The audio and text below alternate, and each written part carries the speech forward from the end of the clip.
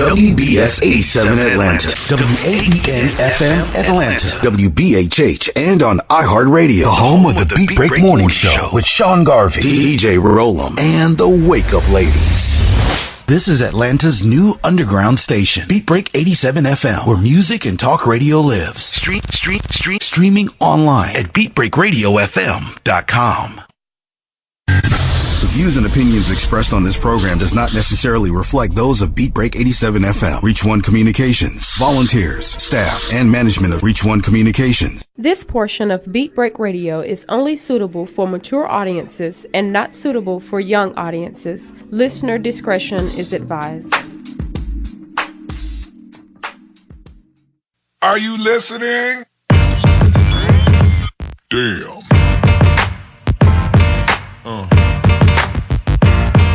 Yeah. Yeah.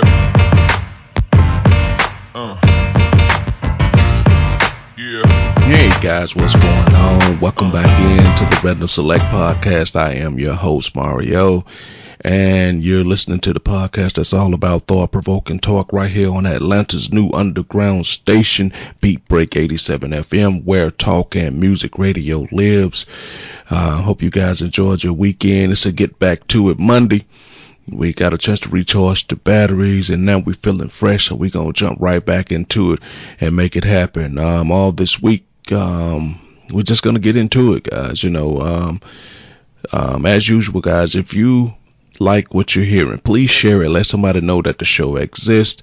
That way we can get our listenership up. We appreciate it. And at the same time, the show re-airs, guys, on Beat Break 87 FM and TuneIn Radio weeknights from 10 to 12. I don't know how long that's going to be in play, but for now, the show re-airs. We originally come on Monday through Friday, 3 to 5 p.m. Eastern Standard Time. So like I said, let people know the show exists. Share, leave some feedback, comments, anything. We'll take it. Go to the Facebook page, Twitter, Instagram. Give us some feedback. Let us know what's going on. Let us know if you love it, like it, disagree, agree. We'll take any type of feedback, guys. It kind of lets us know what direction we should be trying to head in. And you can also download the Beat Break mobile app to catch the shows on demand. You can go to the website, beatbreakradiofm.com. All type of links are up there to get you to different platforms. So, like iHeartRadio and Speaker. So it's just a overall good experience for people. We're trying to do something really good here. So, help support, get the word out, and let people know that we exist. We have Toni Henderson Mayers. She is the author of Wise Courtship. And today she's going to explain to us how she came about the Wise Courtship philosophy and just give us a few pointers on what the whole courting process is like. So I want to say hello to you, Miss Mayers. How are you doing today? I'm fine. How are you? I'm doing just fine. And before we get started, kind of give everybody a little background about you. Well, as you have already introduced me so well, I started out in higher education and also the performing arts. And spending a lot of time on stage and entertaining people and also doing counseling and teaching and all of those great things. Very, very early on, knew I wanted to start my own business. So I did that. I became an entrepreneur at the age of 22. And for the initial time, I balanced both career and having my business, but eventually segued into being a full-time business owner. Owned a theater company and now most recently a publishing company. But what happened was as I was teaching as an online professor, we moved from Pennsylvania to North Carolina. And for some reason, I felt like everything fell. Like, I just could not keep my grip. It just seemed like everything that all of my income streams were drying up and all of this. And the only thing I had left was a manuscript that was 3/4 of the way done. It was entitled Wise Courtship. And I had always said, I'm going to finish it. And I knew that God wanted me to do this book. And I just believe that he dried up all sources And this is a person who could easily get another job, a person who could easily make connections, could easily, do another show, could easily, I just always made money, had income, did very, very well. But I believe that God dried up all of those resources to get me to focus on writing this book, Wise Courtship, because it was a book that I really believe that he gave to me to help other people. And so that's a little bit about me. Once I did that manuscript, my life completely changed. I still focus on helping people, but it has opened so many doors. The book has gone worldwide. It has worldwide distribution. It has touched people in many countries. And it's just been a blessing and has been a blessing to other people. Okay, I have heard you on Periscope, and I've heard you use the phrase the wise courtship philosophy. Yes. Real quick, can you explain to people what is the wise courtship philosophy? Well, the wise courtship philosophy, first of all, has evolved. It went from the information that was contained in the book to it really started to change family trees, people's lives. Once you change one person's life, you change their family's life and the families to come. And as, I began to live stream and bring my message, live to people, people will say, you're a queen of wisdom, this is such a great philosophy. This is such a great information. And from that, the wise courtship philosophy was really born, I guess, legitimately. I mean, it was always there, but it began to form and to really develop. And the wise courtship philosophy is just simply individuals who are committed to having whole relationships in their romances, in their friendships, in their families, and even in their businesses. And this is something that we, it's a mantra that I chant every time someone comes on live. And it is something that I think all of us want. We want great relationships across the board. So hence, the wise courtship philosophy was born. Okay. All right. Well, let me jump right into this question. Honestly, and I'm speaking a little candid here. When did you know that, hey, I got something here? This is really affecting and touching people. When did that moment happen for you?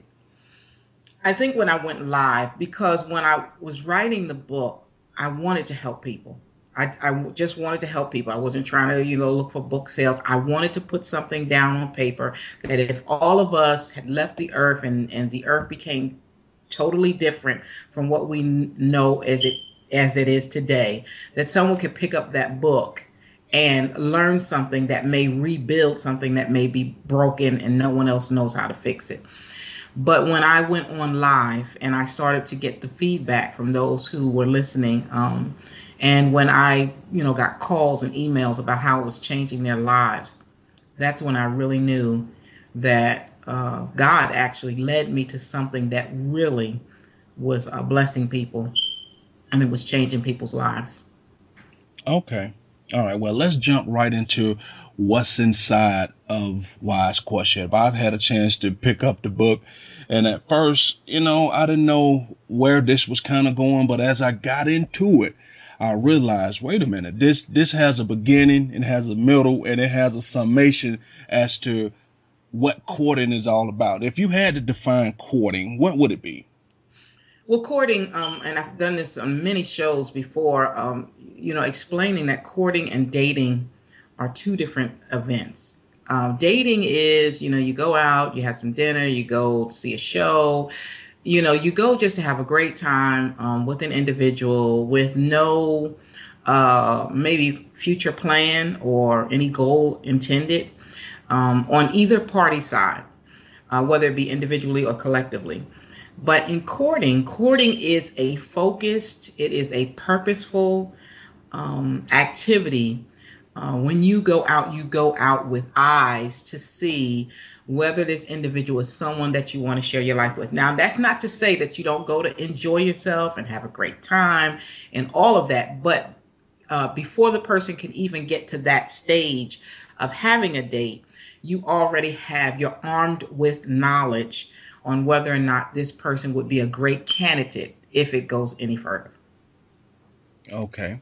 All right. Great definition. Great understanding. So I've heard you also say that doing the whole wise courtship process, there's like 3 different things that you should be paying attention to, or either 3 different phases. Can you elaborate on that?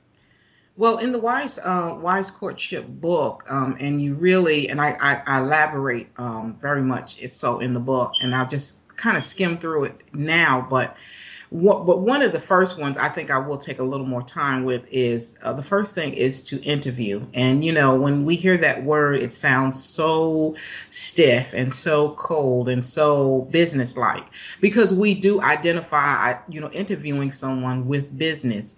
But listen, we interview everything in life. We do it. When we shop for a car, we are interviewing to see which car is going to win. We do research on it. We look it up. We go visit, we check the tires. We interview people for jobs to see if they would be the best candidate. We interview people to watch our children when we go from daycare to daycare or nanny to nanny. We interview people who will provide a service for us, whether it be accounting, tax preparation. We do interviewing each and every day. What I'm saying here in the first step is that we ought to interview a person who would potentially be in relationship with us, whether it be romantic or friendship or family or business. But in this particular case, heavily on romance. Because you're worth the work. And it's just amazing how we will spend time interviewing people for other things that may or may not be as important as our romantic relationship with us. And so, I challenge people to interview. And when I say interview, it doesn't have to be, you have a pad and pencil out and you have your glasses on your nose and, like, what is your name? Where do you work? I don't mean it in that sort of way, but I mean it in the way that we're talking to one another. It's casual, it's friendly, it's comfortable. And we do it anyway. But I'm just saying, take it a little further. We already asked, well, where do you work? And do you have siblings? And we ask all those questions. But let's take it a little further because our romantic life is very important. Okay. And now would you say instead of asking to be asking, we should be asking with a purpose? Yes, absolutely. Absolutely asking with a purpose. The older we get, the more we know about ourselves and what's important to us. The younger we are, we're not too sure, and we're getting to know ourselves. But when you get older, and even maybe, in your younger years when you're serious about, really getting into a long-term relationship, marriage, that type of thing, that there's more to it than just kissy poo poo, I love you, you look good, all of that. You are concerned who you bring before your children, if it's a blended type situation or you have children already, or you are concerned who you will have father your children or mother your children. You are concerned about who you share your finances with. Are they even wise with finances? And so the older we get, the more we know and we appreciate how important it is. I am appealing to all ages, of course, especially our younger people, to say, listen, you don't have to wait until you get older to get serious about who's in your life. Because if you don't ask the questions purposeful, the other person will really, whether they're being hateful or not, they will take the lead in, if you don't say what you want, they'll tell you what you want, or they'll do what they want. So you have to be very purposeful when you ask the questions. If having children is important to you, then that needs to be one of your questions. Do you like children? Do you have a big family? Are you looking to have a family in the future? You want to really glean that information from that individual because you don't want to be surprised in the end. Okay. What comes after the interview? Well, after the interview, we can ask a lot of questions and get really great answers. We've seen that when we hire people. We've seen that, on our jobs when, you say, well, what did they do in the interview? How did they get hired? Because we can talk a good game. But then somewhere along the line, we have to move into a stage where we're really looking at, we're really observing, we're really watching what the person has said to us. So they may say, I'm a very shy person. And you say, "Oh, really? Oh, wow," and you don't think much of it. But when you go out with them, you find out they're the life of the party. And so there is a discrepancy there. And so I'm not saying that, you want to be 007. You're watching them everywhere they go, and, you're hiding behind a bush trying to find out what they're doing. I'm talking about watching them in their natural habitat, okay? Well, in their regular life, just pay attention. If you're at the barbecue and they have a lampshade on their head and they're dancing on the table, I mean, per se, there's nothing wrong with that. But if they said that they were shy, then you want to really look at that. You want to pay attention to that. Why did they tell me that they were shy and they're dancing on the table? Now, I'm not saying go to them and say, well, why did you tell me that? We're not saying, be confrontational. I'm just saying pay attention. Take mental note that there was a discrepancy, so that later on, if there continues to be discrepancies, then there will be a no-brainer as to what you may want to do next. But if there's not a continued discrepancy, or the discrepancy is cleared up, then you say, okay, well, I just got that wrong. Okay, so is the observation stage sort of like trying to find out if there consistency in the words that he said to you in the interview stage? Absolutely, absolutely. You just paying attention. Far too often we get so caught up in the fact that he is so handsome, or she's a dime piece, as they used to say. She's so wonderful. She looks great. Her shape is this and that we get so caught up on the outside package that we don't pay attention what's on the inside of the package. And so I'm saying, because you're so worth the work, you really want to pay attention. Our friends pay attention. Our family members pay attention, but we're the ones who are going to be in the relationship with the individual. We need to pay attention. Okay, so we have the interview, we have the observation. What's next? Well, the last thing that I'm suggesting in the wise courtship philosophy, in the whole 3-step system, is to research or investigate. Now, either way, it sounds kind of like, oh gosh, but really, it's not as hard as it seems. It's not as deep as it may seem. It simply is this. Did I hear what you said? Did I see what I saw? Was that valid? So if you said that you were shy, and then I go to the picnic and you're dancing on top of the table, the research and investigation phase would not be that I'm going to ask everybody. It will not be that, oh my goodness, you did this and I'm going to challenge you. The next step would be to, ascertain what's the situation, what's the scenario, what's the background information. So when I find out in my background investigation, which may not be much, we may be like, hey, what's going on, guys? And they would say, well, he just won $1 million. Well, okay, I see why he's dancing on the table. All right. So he may be shy under certain circumstances, but he won $1 million and it's at his family reunion. Okay. So he's comfortable with the people and he won $1 million, and that kind of explains it. But if you find out he's dancing on the tables and, someone says, oh, Roger, he's always doing stuff like that, and you're really listening, you can learn a lot just by listening and watching and observing. The research phase glues all of that together. It gives it perspective. It gives it, it illuminates the reason behind it. Okay.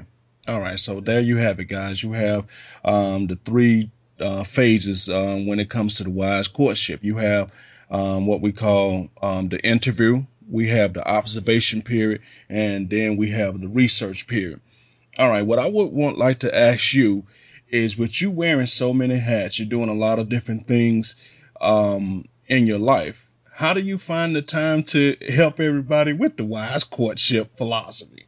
Well, again, I do have the 2 businesses, and that does keep me busy. However, wise courtship, and I talked about that whole thing about things drying up. Well, things started to blossom around the wise courtship philosophy. So any of the other things that I do, unless it's something totally separate and totally different, but most of them have some sort of tie with the wise courtship philosophy. So if I'm doing, live streaming It will have a wise courtship philosophy message, which will tie into the other businesses and things that I do. If I'm doing, a speaking engagement, it will normally probably tie into the wise courtship philosophy. The radio things that I do will tie into the wise courtship philosophy. The coaching sessions that I have, even products, all kind of tie into the wise courtship philosophy. So I'm really just here for the ride to keep expanding. As people tell me their needs and their situations and their wants, I'm just adding to try to help serve. So it's been great, and I'm just going for the ride. Okay. All right. Let me also ask you this. And doing wise courtship, what is one of the most common things that women say to you inside that they may be having issues with in a relationship? Because I'm always interested to know from woman to woman, what are one of the major complaints?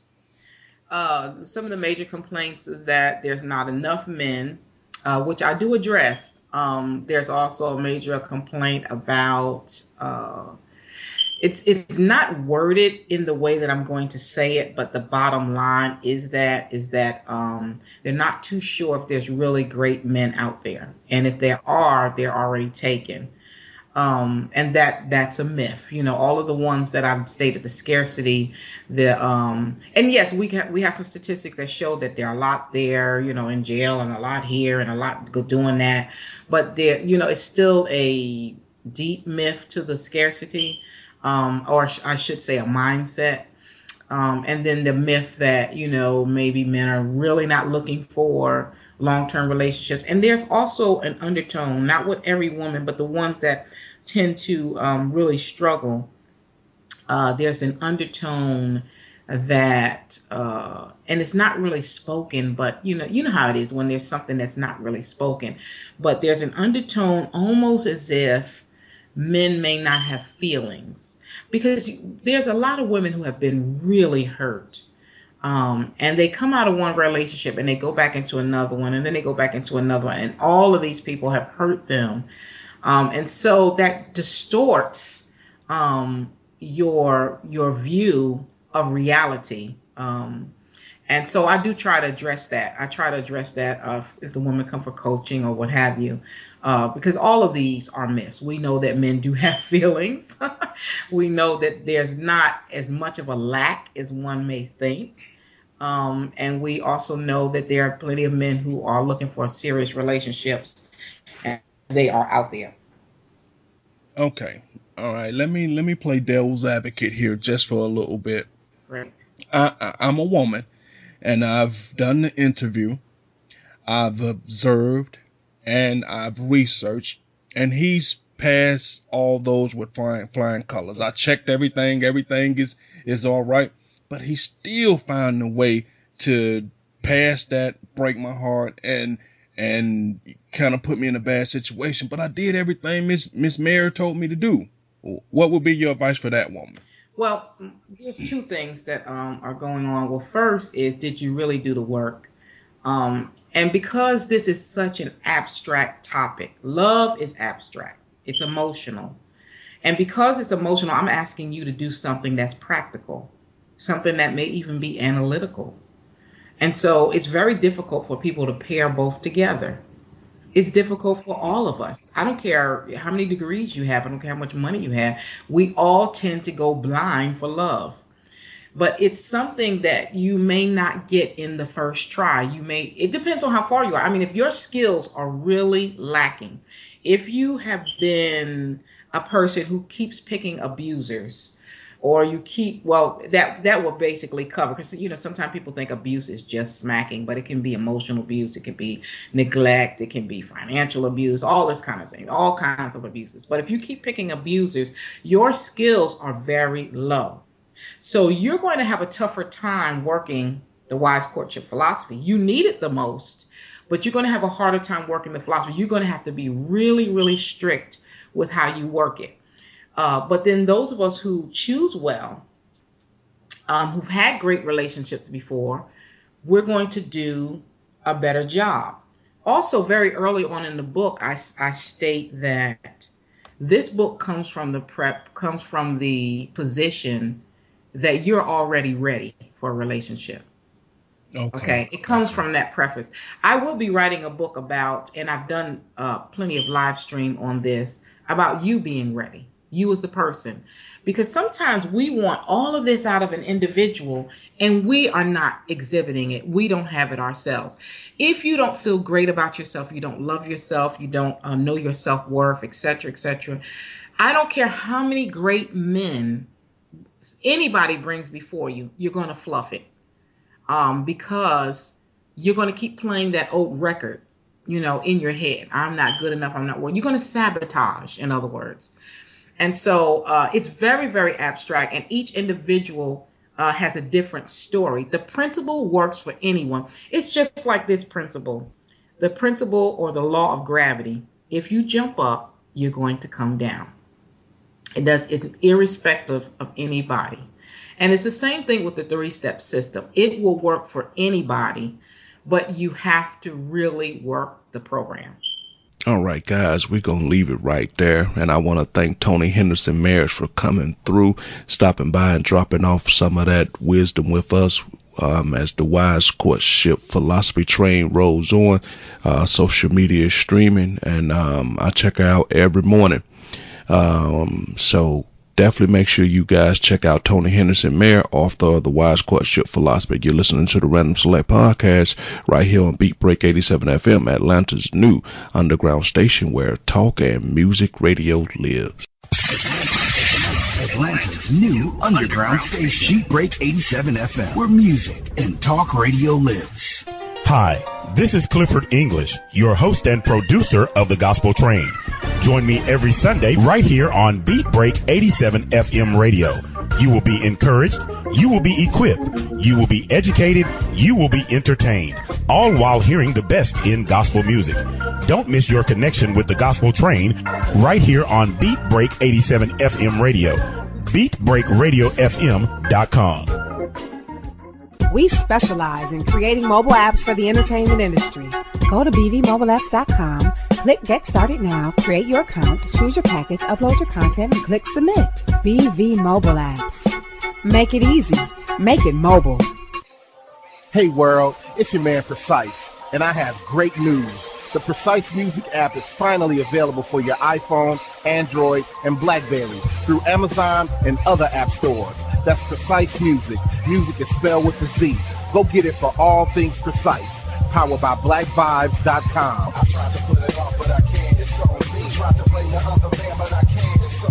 Stay in tune. That's Precise Music. Music is spelled with a Z.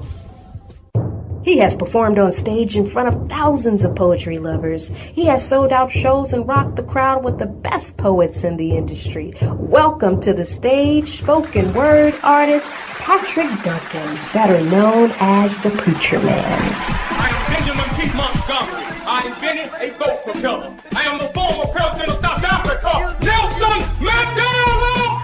Critically acclaimed spoken word artist, poet, writer, and the creator of Black on Purpose poetry TV series Wordplay. Patrick the Preacher Man Duncan is coming to a venue near you. Why is the only time we can come together as a nation is when there are acts of insanity, chaos, or devastation. Stay tuned to Beat Break 87 FM for updates on Patrick Duncan's upcoming arrival to your city. Visit cdbaby.com/CD/Patrick S. Duncan to order his latest album, What's Going On. Available online, including CD Baby and iTunes. I want this high and have no affiliation to a political party. I want this high to be spiritual. For more info, go to BeatBreakRadioFM.com. Beat Break 87 FM wants to help you get the word out on your next community event. Hey, do you have an upcoming public service announcement that you want listeners to know about? Well, email us the info to psabeatbreak87fm@gmail.com so we can help spread the word. That's psabeatbreak87fm@gmail.com. If your event flyer has the words nonprofit, community, support, charity, and just describes everything about helping our community, please share the special event right here on Atlanta's new underground station, Beat Break 87 FM, where music and talk radio lives. When it comes to hip hop, don't stop. Bring it R&B,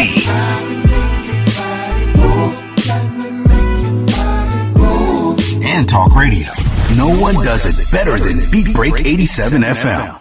This portion of Beat Break Radio is only suitable for mature audiences and not suitable for young audiences. Listener discretion is advised.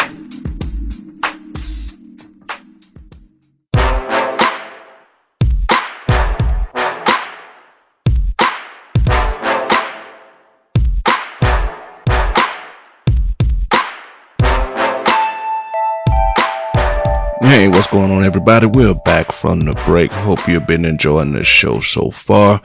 I appreciate you spending your Monday afternoon with me, whether you be in the gym, you're stuck in traffic, or you're just at home chilling. I appreciate it. Once again, guys, if you're liking what you're hearing on the show, please spread the word. Let your friends know that you can listen to us stream live right from BeatBreakRadioFM.com. Or you could download the TuneIn app, and download the Beat Break mobile app. Either way, guys, just make sure you spread the word and, so we can get our listenership up, get the word out there. And plus, this stuff I'm talking about is blazing, it's hot. Everybody need to be listening to it. Everybody need to hear it. Even if I do say so myself. But, in this particular portion of the show, I want to talk about a video that I saw on Facebook. I had seen it a while back, and I said that one day I was going to do a podcast about it, but never got around to it because so much stuff happens. Topics come and go. Sometimes you remember stuff, and sometimes you forget stuff or things you want to talk about. But I recently saw it come back up, and I decided that I was just going to share the video with you guys. But and I'm not even sure of the lady's name, but it's a video of a woman trying to explain to you women how when we're choosing a woman that we want to be with, that we want to date, or we want to settle down with, or we want to be our wife, some of the factors that go into how we choose it. She's just trying to say that you guys choose by money and materialistic things and what a man can bring to the table as far as that go. But she's trying to explain to you when we choosing a woman, the first thing we don't ask is, the first thing you guys love to ask, how much he make? We don't be concerned with that, and so she kind of gets into that, and she kind of, just goes into it. And I just kind of want to play it. It's a little long, so I'm not going to play the whole thing, but I cut it up enough so you guys could kind of get the gist of it. So, if you're out there, go to the Facebook page, go to the Twitter page, Instagram, wherever you feel comfortable with, whatever your social media platform is, and leave a comment. Let me know what you think about it. All right, we're going to get into it right now. Men don't marry women. Well, most men don't marry women for how much money she has, how successful she is, what she brings to the table financially, all of that. That ain't it. Can she be a good mother? Can she make him a better man? Is she resourceful? Is she responsible? Is she kind? Is she caring? Is she soft? Is she feminine? Is she trustworthy? Ladies, keep your freaking mouth shut. Stop running your freaking mouth all the time. Is she smart? Is she understanding? Is she funny? Does she have a sense of humor? Is she good with family? Is she family oriented? Do they have the same beliefs? How she looks? Yes. Is she attractive? Fellas, let me know if I'm on point on this. But you notice I didn't say nothing about how much money does she have. I have some very successful friends who married one. Someone mother married her. One girl, she only made $20,000 a year. He didn't care about that. So while society is telling you to go get your degree, like this video said, get your degree and you're successful, men don't choose women by those things. Those are bonuses. See, the church isn't teaching women how to be wives and what it really means to be a woman. Society isn't teaching it. And now, we sit back and we get so depressed and like, oh my goodness, will I ever find somebody? But we're not looking at ourselves, because what we've done is we've adopted society's way of what success is, what a successful woman is, and we mirror it to what society view a successful man as? Well, two masculine individuals don't go together, baby. So, once again, I'm not saying don't do you and get yourself together. I'm saying as much energy as you put into being that chick, that woman, and I got my boss chick, and no, first of all, don't be no boss chick. We don't want no more boss chicks. We don't want no more boss bitches. We don't want no more rich bitches. We don't want no more bitches, period. Because that's not what you are. Ladies, stop even calling your girlfriends and all that bitch. That is not cute, okay? Stop it. Just because they do it on reality TV, them ratchet chicks on reality TV, don't mean you're supposed to do it. That is not the way, okay? No more twerking, okay? Say no to twerking. No to twerking. We don't want to do that. If you're going to be twerking, you twerk at home with your man. You don't twerk, and that's not attractive, okay? I'm just saying, okay? So we have to get back to what it means to be a woman. What it means to be feminine. What it means to use that strength of femininity. I would be more than happy to know what you guys think about that, especially the women. What you think about what she said as far as what a man is looking for. You know, as far as when we judge, when we try to find us a mate, right? And we're looking for someone that we're trying to be with and we're trying to get to know. But I can't say the new age man. The average man doesn't really concern himself with how much a woman makes, because we feel that as men, you know, together or either I can provide, but we never really think about that. You know, how much does she make? But now I can't say that the new age guys are really starting to think that way. You got a lot of cougars out there that's willing to take care of men. You know, you got a lot of people hooking up, just knowing each other for 2 weeks, and now they're talking about they want to live with each other. You know, do you even know his last name? Do you know her last name? You know, do you know social security numbers? Do you know anything that is vital as far as who that person is before you invite a person into the most private part of your life, which is your home, you know? But sometimes we often too quick invite people in to meet our kids, to meet our friends, to meet our family, you know, way too soon when this person has no staying power in your life, or they have no intentions of doing right in your life. But back to what she was saying, that who is teaching, and I know us men have done a really good job of messing a lot of you women up. I'm not trying to take us out the picture. I'm not trying to absorb us from some of the damage that we've done to women. But by the same token, now, like she said, the church isn't teaching women how to be women anymore. You know, who's doing it? You know, saying parents, and nobody's really teaching women how to be women anymore, because we see from all the Instagram, the Twitters, and things of that nature, morality is going out the window. But I mean, you know, I know the argument to that is for men, morality has been going out the window. So let's just call that a wash. Let's just say that's a given, right? And I'm not trying to make an excuse for one sex or the other. I'm just saying that I agree with her in a certain sense that now you got women trying to play the role of men, trying to be hard like a man. And it's just not meant for you guys to play that role. And I understand sometimes that due to life circumstances and life situation that some of you guys are forced into that role. And I would never take that away from you, because my mom was a single parent and she was forced into that role where she had to try to be my father and be my mom at the same time. But I'm talking about the type of women that's starting to really believe in their mind that they don't need companionship, you know, really believe in their mind that they're better than, you know, a man. And the man is just like a consolation prize, you know. And then they sit around and, like she said, ask, you know, am I going to be alone forever? Am I going to find the right person? Because as I've said in previous podcasts, we as a whole, as a society, are just not trained in matters of the heart anymore. We're just not. I mean, it's to the point where we care about physicality and materialistic things.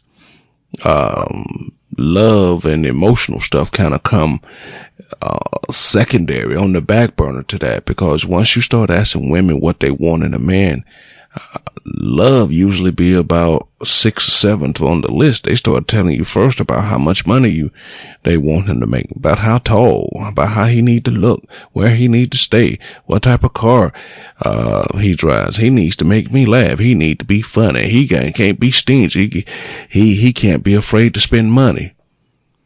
But let's say you get all of that, but there's no love involved. I've just learned, whether it be God or whoever that you pray to, I just learned when you're asking for stuff, you need to be very, very, very, very specific when you're asking for things, because you can get the things that you want, but sometimes you just don't understand that you didn't ask for it in the right way. You didn't ask for it to be given to you in details that you wanted. But I agree with what she's saying, is that sometimes a lot of women are so concerned with listening to what their friends say, or listening to what their parents or their family say, teaching them this same old rhetoric about, oh, a man can't do this for me, and if he don't have this, then I don't need him. If he don't have that, then I don't want him. But sometimes we have gotten away from whatever happened to growing and building together. Even the men want everybody ready-made now. Even the men want the woman to come in and want her to have her own place, her own car, and all this. And none of that I don't have a problem with. But I do have a problem with people asking for things that they do not possess, do not have. You can't be a person living with your mom, don't have a car, working a minimum wage job, but swearing that you want a baller and you will mess with nothing less than a baller. So at the very least, if you're a person who got their own, got a good job, got their own place, got their own car, yeah, you can ask for somebody to have at least the very least of what you have. But when you don't have it, I just find it really hard for people who claim that they got standards, when the standards only apply to other people. The standards don't apply to you. You could tell what somebody else should have, but your own standards don't apply to you. I never understood that. How can you ask? I don't know. I just never understood that. But I get the point that she's making. I get the point that, and I don't think in her mind she's saying that a woman should be subservient to a man or anything like that. I don't think that's the point she was trying to get at. I think she's trying to get at, like she said, two people can't be masculine in a relationship. At some point, the woman has to play the role of the woman, and the man has to play the role of the man. And I can understand how a lot of women get pushed to where they are, because there's not enough men out here playing the role of the man. So over time, you guys have learned to try to, be a dual threat, try to play both roles. But sometimes when you're coming into a situation and you see that the person is trying to do right with you, as we used to say back in the day, just sit back, relax, chill in the cut, play your part. It's nothing wrong with playing your part, just like you would want the man to play his part. It's okay to be the softer side of a man. You don't have to try to prove that you're just as hard as the man. We don't want that, unless you're playing for the other team. And then if you're playing for the other team, that's totally your right too. You know what I mean? In today's world, I don't understand why anybody would be afraid to come out. I mean, this is more accepted than any other time in the world. So be you. I would rather for you to be happy and with you being out, not worrying about what I or anybody else think, than you living this stressed life, balled all up, can't be yourself, in the closet, being unhappy, just being with anybody who will be with you, because both of y'all live an alternative lifestyle. Wouldn't want that for anybody. Be you. Yes, that ain't my cup of tea. And yes, you may receive looks from people and people may not be accepting of it, but you got to start with accepting yourself first, So that's another podcast for another time. But I'm just trying to get to the point where I'm just saying I agree with her. Now, not everything I agree with her about, but I do agree that us men look for women we look for other things besides money. We look, can she cook? Is she smart? If she got kids, you look at the way she treat her kids and take care of her kids. And all this is said, like my friend Carlotta like to say all the time, I'm talking about the good man. Yeah, I'm talking about the good man in this particular, situation. I'm not talking about the average bum who ain't gonna do right by the woman. I'm talking about a man who has decent intentions for as a woman. Making money is at the very bottom of my list when I'm choosing a mate. Because ultimately, if that person care about you and you care about them, you guys can motivate each other and do what y'all need to do to push each other to reach better heights than you are currently at. At least that's the way the plan should go. At least that's the way two people interacting should be with each other. If you feel that I'm not in a place, or I tell you when we having pillow talk laying down at night that I'm not happy with my job, or I'm not happy that I didn't finish getting my GED, or I didn't finish school or something, and it would be in the best interest of the person to motivate you, saying, well, baby, tell you what, this is what we're going to do tomorrow when we get up. We're going to look for places where you can go get that GED. I'm going to help you study for that GED. Or we're going to see, can we get somewhere, find a college or an online place where a technical institute, community college, somewhere where you can finish up your degree and make you feel good about yourself. Or if you got all of that, but you just feel like you're in a dead end job, they say, hey, let me help you put a resume together so you could try to find a better job. A good union, a good relationship complements each other. I guess that's the best way I'm trying to say it. A good union, a good relationship complements each other. Because a man, part of our problem is we walk around all the time trying to be too hard. You need a softer side. You don't want to come home to somebody whose mentality and attitude toward things in life is just like yours. Can you imagine what type of fights would be, if you guys were doing that on a regular basis consistently all the time? You wouldn't like that. You wouldn't like it, and you would not want it as well. I know I wouldn't if that was the case.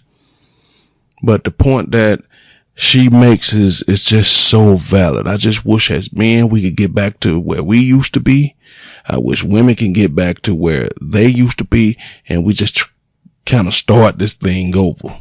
Because we have become such a flashy, pay-for-play society that I don't know if we ever could get it back. And people might disagree with me and say, oh, it's not like that. But pretty much it's like that, because people think that because people are not out there on the street corner or walking the block, that they're not living a certain lifestyle. You don't have to be on the street corner. You don't have to be walking the block. But just because you're not physically saying, hey, daddy, you dating? Hey, daddy, I'm out here, you don't have to be that type of person. You can still doing what you're doing, and and he know what you're doing. You just don't want to put a name to it. You just don't want to put a label to it.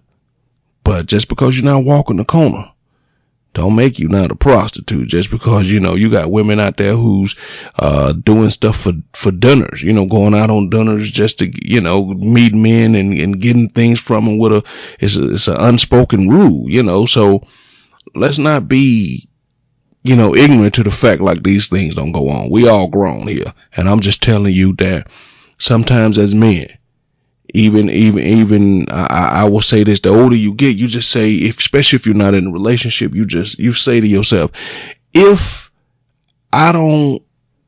I'm not in a relationship, why should I have to deal with things I don't want to deal with? Let's just make this like a business transaction. You get yours, I get mine, and we both get gone. And the older you get, when you realize how things work and how relationships work and how people work, sometimes you just don't want to deal. Sometimes it is easier just to, be in and out and get on about your business. And I'm not condoning anything. I'm not saying that anybody, I'm not, signing off on this saying that this is what you should do. But I'm just saying, as you get older, you understand that sometimes you don't want to deal with the rigmarole of trying to be in a relationship. You don't want to deal with the rigmarole of trying to know somebody in there and kind of find out that as a man, you just wasted 6 months of dating a person who all she really wanted to do was to get you to pay pay her cell phone bill, pay her light bill, pay her, car note or something like that. And then it was all down the drain. The same way that a woman would feel, I've been dating this guy for 6 months and the whole time he was a douche. The whole time he was married, he was in a relationship with somebody else. Because as you get older, you start to realize time is the most valuable asset that you possess. And I might be overstepping the boundary by saying possess it. Do we even really possess it? Because at any given moment, somebody else could control your time on earth. So we're not even in charge of our own time.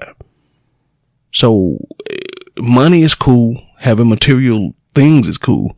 But the most coveted thing in this universe is time.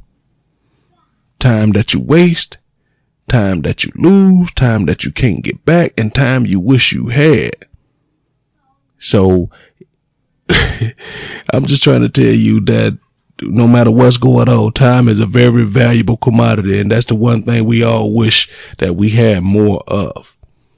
And I know I talk about my mom a lot, and I'm telling you, time is the one thing that I wish I could get back to spend with my mom. So I'm trying to tell you now, you don't want to become in the habit of wasting time, and you definitely don't want to be in a situation where you're getting used to other people wasting your time. You don't want to do that.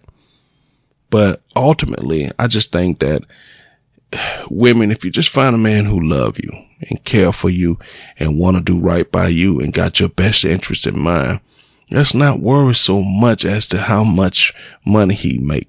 Now, I'm not saying you be a CEO of a company and, of a Fortune 500 company and you go, date someone working at the car wash. I'm not saying that. I'm just saying you got to try to find a delicate balance between the two. And I don't know how do you do that in today's world, because it's hard to judge on, who's right and who's wrong and things of that nature. I don't know how you find that, but I'm just saying that if money is your determining factor, then you come to find out that, yeah, he has a great job. Yeah, he's making a decent income. Yeah, he's making money. Yeah, his job is probably stable, but I feel no attraction towards him. I feel no interest in him. I mean, to me, I might as well be sitting sitting here alone because I feel we have nothing in common. Is that the sacrifice you're willing to make because you so focused on money? Whatever happened to finding somebody that you're into, finding somebody that, floats your boat, finding somebody that make life feel enjoyable to you, makes life feel like, today I'm just hanging with my baby, I'm hanging with my boo, and we're going to do whatever. Wouldn't you like to have that person in your life that whenever they leave, whenever they're not around, you feel physically not right? Wouldn't you like to have somebody in your life where, I don't know, wouldn't you like to have somebody in your life that you feel that no matter what, I know this person got my back, I know this person completes me. And that makes all the difference when you got somebody in this world, pulling in the same direction as you, got your back, and always there for you no matter what. That's a really good feeling. And so I think since we're not trained in matters of the heart anymore, the same thing can be said about a man. I think we're so used to just jumping around from place to place and doing what we want, doing thing to thing, that we don't ever sit down and take the time and think that this woman right here has been with us through it all. She's, watched you mess around, play around, and still forgave you, and she giving you chance after chance after chance. But we can't see the value in that because we're not trained in matters of the heart anymore. And that's the one thing I really, truly gotta say. We as human beings can't see the value in another person's trust and another person's willingness to want to love you. We can't see the value in it. And I don't know why God or whoever it is, the universe or whoever it is, made it where, as they say, you don't miss the water and, until the well runs dry. I don't know why that is. We always feel like we want something when it's gone. for some reason he just didn't put in us the ability to cherish and appreciate stuff while we got it right here, right now. We always got to wait until we watch the trash man carrying it off before we go, you know what, I really wanted that sofa, but I don't know why that is. I just wish that we as people could figure something out, because love is one of them funny things where love in itself can be selfish in nature, because once you love something, you tend to don't want nobody else to have it, but by the same token, love can also be very beautiful in nature and can spread just as fast as a wildfire if under the right conditions, if up under the right situation. So I did a podcast about which is stronger, love or dysfunction. And in today's world, you gotta really wonder. I think dysfunction is starting to outdo love if you really think about it. But getting back to her point, the point she was trying to make is that women are losing touch with their femininity. And I believe that, just like I think men are losing touch with their masculinity. So we got to find a way to work all this stuff back to where it needs to be so we can get it done. You know what I mean? All right, guys, I'm going to leave that right there. We're going to get ready to head into the break. You're listening to the Random Select Podcast. It's the podcast that's all about thought-provoking talk right here on Atlanta's new underground station, Beat Break 87 FM, where music and talk radio live. This is Atlanta's new underground station. How you doing? This is Wood Harris. Hi, this is Jasmine Guy. What's going on in Atlanta? This is Clifton Powell. Hey guys, it's Niecy Nash from TV Land's The Soul Man. This is Cat Williams. Check this out. This is your boy RL from NEXT. Hey everybody, it's your girl Lunel. What's up, ATL? It's your girl Ken of Atlantic Records. Hi, I'm Taraji P. Henson. WBS 87 Atlanta, WAEN FM Atlanta, WBHH, and on iHeartRadio, the home of the Beat Break Morning Show with Sean Garvey, DJ Rollum, and the Wake Up Ladies. Beat Break 87 FM, where music and talk radio lives. Streaming online at BeatBreakRadioFM.com. Download the TuneIn app to hear Beat Break 87 FM on your mobile device and listen to the Beat Break Morning Show. Weekday mornings only on Beat Break 87 FM, where music and talk radio lives. What's up, ATL? Make sure that you check out the D Here Radio Show on Beat Break 87 and BeatBreakRadioFM.com. Hey world, it's your man Precise, and I have great news. The Precise Music app is finally available for your iPhone, Android, and BlackBerry through Amazon and other app stores. That's Precise Music. Music is spelled with a Z. Go get it for all things Precise. Powered by BlackVibes.com. I tried to put it off, but I can't. It's on me. Tried to blame the other man, but I can't. It's on me. Stay in tune. That's Precise Music. Music is spelled with a Z. We specialize in creating mobile apps for the entertainment industry. Go to bvmobileapps.com, click Get Started Now, create your account, choose your package, upload your content, and click Submit. BV Mobile Apps. Make it easy. Make it mobile. Listen to Beat Break 87 FM on the go. Download the Beat Break 87 FM app from the app marketplace, including Amazon, Google Play, and the App Store. View photos, videos, and Beat Break 87 shows on your mobile device. Download the Beat Break 87 FM app now for free. He has performed on stage in front of thousands of poetry lovers. He has sold out shows and rocked the crowd with the best poets in the industry. Welcome to the stage, spoken word artist Patrick Duncan, better known as the Preacher Man. I am Benjamin P. Montgomery. I invented a boat propeller. I am the former president of South Africa, Nelson Mandela.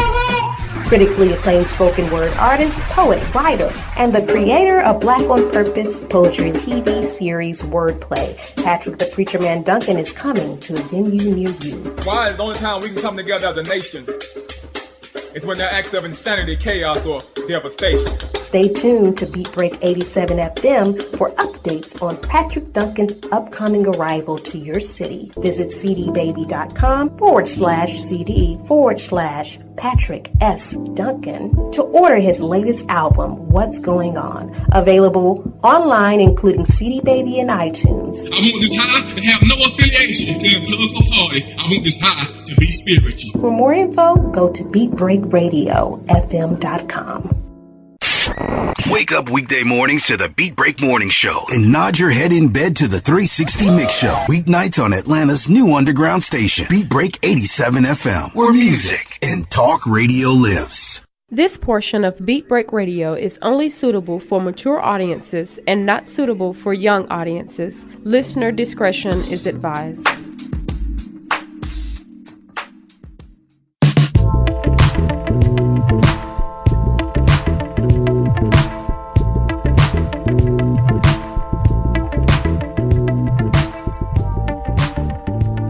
All right, guys, welcome back in from the break. Hope you guys have been enjoying the show so far. I am your host, Mario, and you are inside the Random Select Podcast. It's the podcast that's all about thought-provoking talk, and so far, so good. We're having a good show. It's a Get Back to It Monday, and I definitely hope you guys are enjoying the show. Once again, you're on Beat Break 87 FM, Atlanta's new underground station where music and talk radio lives. We've been having a great show so far. We're going to close the show out in the last segment with Rick Soderberg. He's going to tell us some tips on how to make 2018 a better year for you, much better than 2017. Once again, guys, if you feel like you missed the show, it's going to re-air from 10 to 12 p.m. most nights. I don't know how long that schedule is in play, but for now it re-airs at Monday through Friday, 10 p.m. to 12 p.m. Hopefully you guys are listening to me right now on TuneIn Radio or listen to us off of BeatBreakRadioFM.com on the website. Go ahead and click that listen now, and it'll get you right to where you need to be, which is right here inside the Random Select Podcast with your host, Mario. Also, if you're missing the shows, guys, don't forget, download the Beat Break 87 mobile app, and you can catch the shows on demand there. So, I plan to have a great week. Definitely plan to have Quinette Woobadoo on at some point. She is a relationship coach. I know it seems like I have a lot of those on the show, but it's kind of what I do. Like I said, this is the Random Selector. We talk about a lot of different things. We kind of go all over the place. We'll start one way, but that doesn't mean that's where we're going to end, guys. So I definitely hope you guys appreciate that. And if you're liking the show, spread the word. Let everybody know that we're out here and we're grinding and we're trying to put something positive out into the universe, guys. So I love the fact that I get to come on every day and talk with you guys. I just wanted to talk to you guys about why people won't let you change these days. You know, it's like something you do in your past. They talk about it as if it happened 10 minutes ago, you know. And sometimes when you as a person, you're trying to mature out of something, you're trying to grow out of something, you don't want to always be reminded of your past, because it always feels like no matter what type of strides you make, the other person just refuse to let you be what you're going to be. You know what I mean? They just refuse to accept the fact that you're changing. Because let's face it, let's say you're in a relationship, right? And if you, and I'm speaking from the man point of view here, if you're in a relationship and you cheated, you lied, or you played games, or you did something to break your woman's heart, your girlfriend's heart, or your wife's heart, right? And she in turn decides that she wants to forgive you. She then accepts the fact that if you're actually trying to change, she has to actually try to give you that space, that opportunity, that room to work to try to change yourself. If she decides that she wants to forgive you and stay with you and continue to be with you and try to work at this relationship, she cannot be constantly throwing in your face what you did in the past. Because let's face it, if you decide to forgive me as a person, you are saying that you're willing to try for us to have something. But if you're constantly reminding me of how I messed up, or telling me, oh, here you go again, and things of that nature, then truth of the matter is, if you really feel that you can't believe in your heart that you want to give somebody a chance, you might as well just let them go. You might as well just say to yourself, I can't do it because I know that I'm going to constantly be feeling like the shoe is going to drop again. You know, he's going to constantly do me this way again. He's going to lie to me again. He's going to cheat on me again. So why hold yourself hostage that way?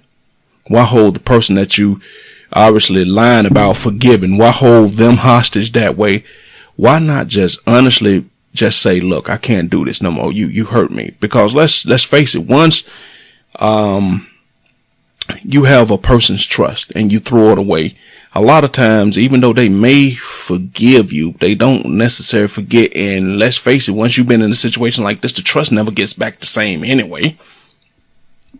She might trust you 90%, but she never kind of gets back to that wholeheartedly trust, that sparkle, that zest she had in her eyes for you when she first met you. She may not ever get back to that point, you know? So I just don't understand why people constantly forgive people or say it's okay and let's try to make a go at it, but then constantly hanging over their heads. And I know some people say, you know, if you don't understand your past, you're doing to repeat it. I get that. And I know some people say that, hey, you have to remind those people so they don't mess up again. But by you constantly reminding them that, hey, you know, if you cheated on me once, you'll do it again, you're just constantly reminding me that you never truly got over it. Got over me hurting you. You never got over me cheating on you, doing you wrong, lying to you. You never really got over it. And we've been taught since we were kids, the first thing you do to get over something, you know what I'm saying? The first thing you do in order to forgive somebody, you got to truly get over it. If you're not over a traumatic event in your life, it's going to affect you for a long time. It's going to affect you. If somebody hurt you deeply, you can't say, oh, let's make a trial of it because you're scared to lose them or because the love feels so strong that you feel like, oh, let's give it a try. If the love is that strong, you'll say, okay, I feel like I love you and I do want to make it work. This person made a mistake, right? So sometimes people make mistakes, but you got to say to yourself, yes, I understand and I recognize you made a mistake, but that's the type of mistake I cannot forgive. We got to get to the point where we're honest about that. We got to say, I love you, I care about you, but that's the type of mistake that I honestly cannot forgive. I will be laying right here beside you, laying in the bed with you, thinking about why was he taking so long to come home from work? Who is this person calling him? Why has he always got his phone? You know, if you got to constantly feel like you got to do those type of things, you're not over the original thing that got you hurt. But if you do decide that you're going to give a person a chance, you got to give them room to change.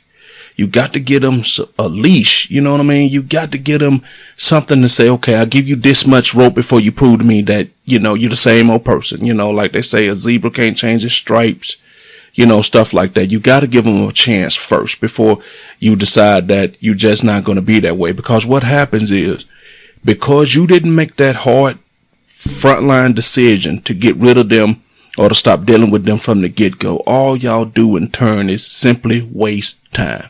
Because if it ends up to the point where you guys are not going to be together anyway, all you did was just waste time and drive a wedge even further between you guys. Because now, if it get to that point, you're going to really hate them. You know, y'all can't be friends, or you can't, there's nothing here to salvage or anything like that.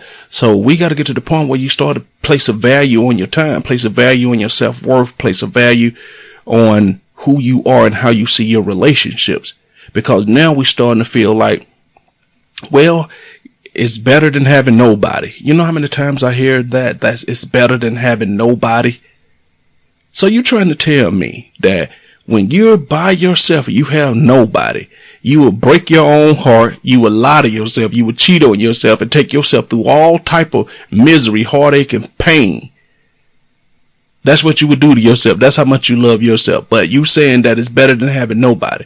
Without that nobody, you wouldn't have all that drama and all that stuff going on in your life. Yeah, you'll be a little lonely, but lonely is not as bad as constantly fighting with a person, constantly trying to follow and watch a person, make sure they do right.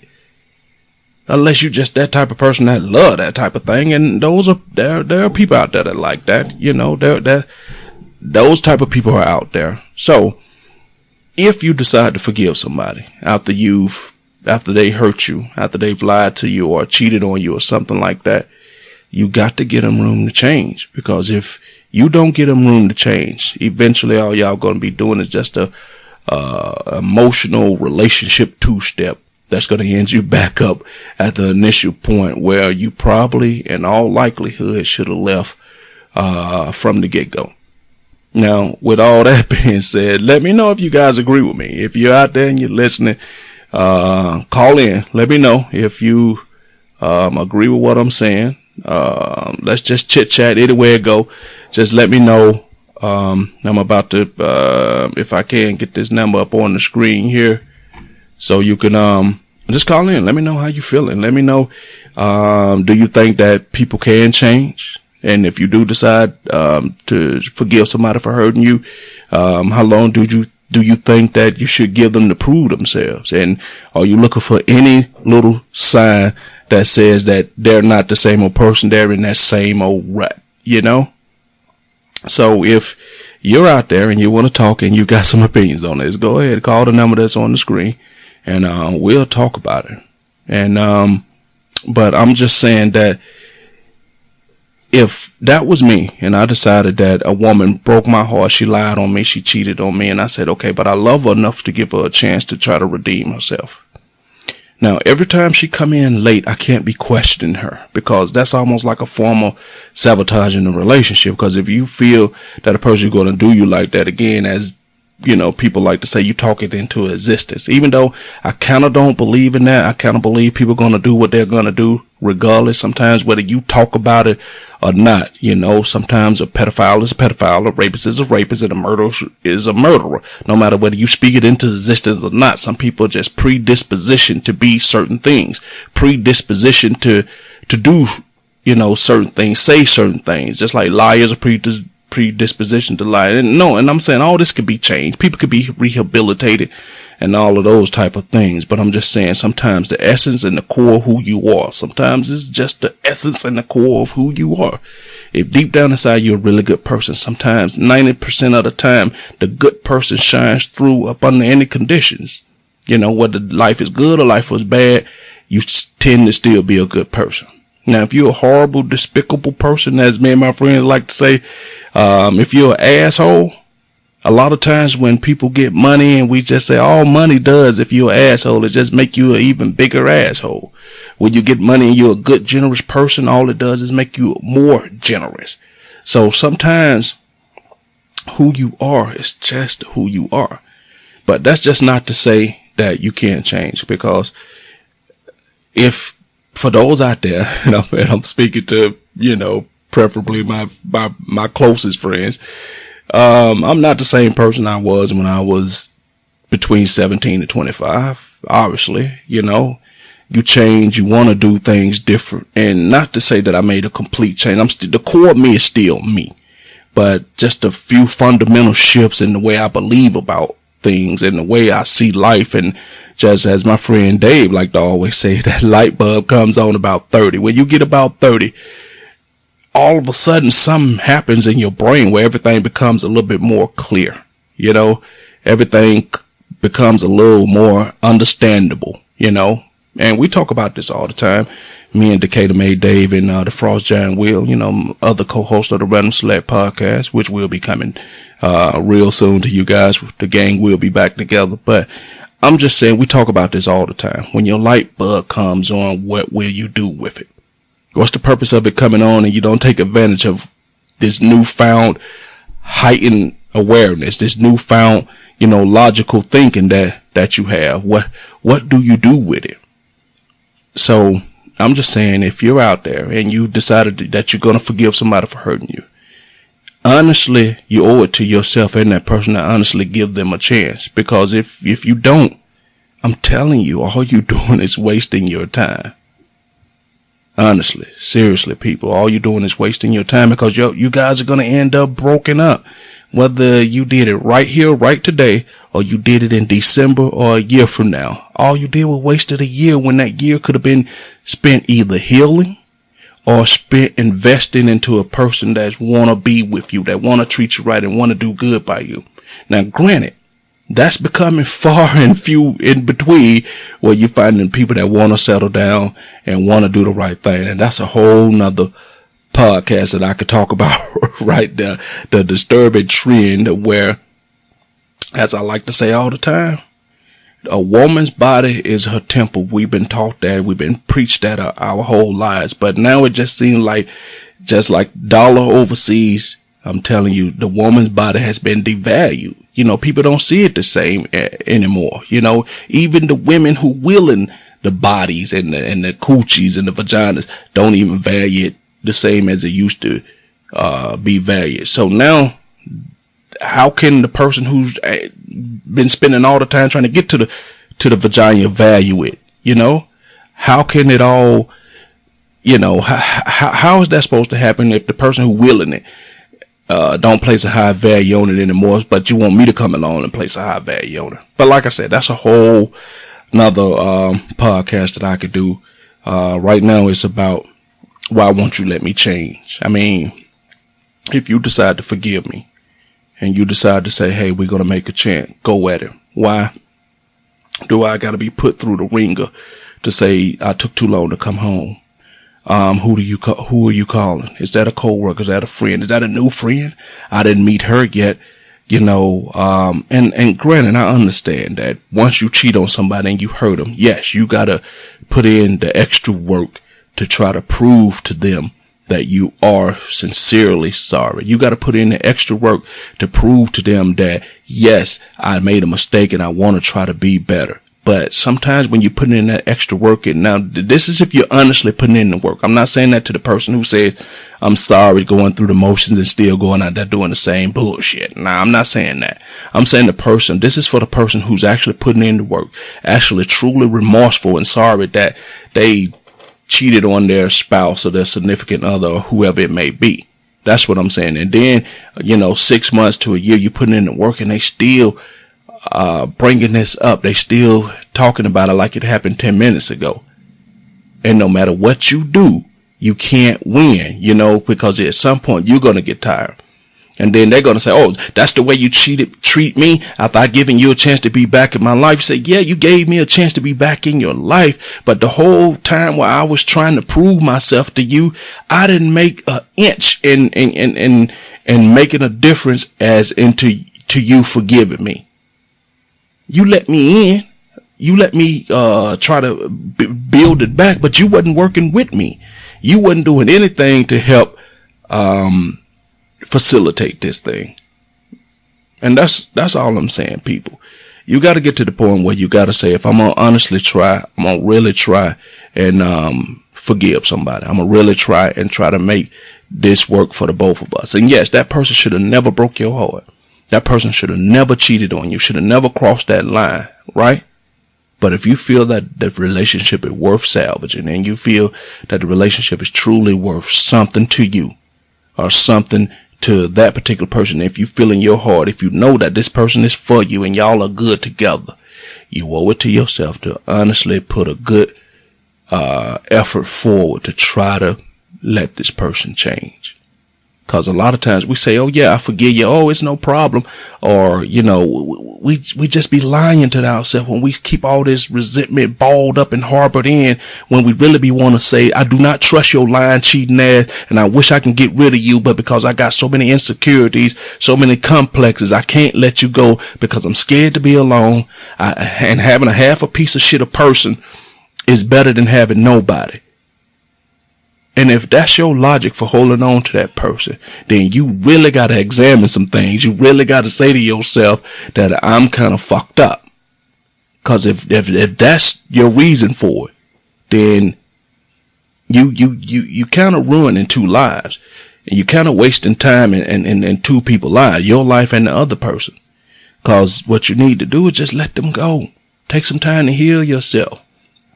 With all the recent stuff been going on in the world about mental health, sometimes people don't understand emotional health is a thing that needs to be addressed too. Because sometimes we let a lot of stuff go on in our life from an emotional standpoint that we know we shouldn't deal with, that we shouldn't ever deal with, period, but because all of us have our quirks, me included, what our thing is, you know what I mean? Some people can't be alone. You know, some people can't be in a committed relationship. Some people can't be faithful. Some people need adulation. Some people need people constantly telling them that they the man, you the woman, you a bad bitch, you a boss bitch. You know, some people need that, you know, so it just depends on what your thing is. And then everybody like to say that they're normal. And as I get older, I start to question what is normal?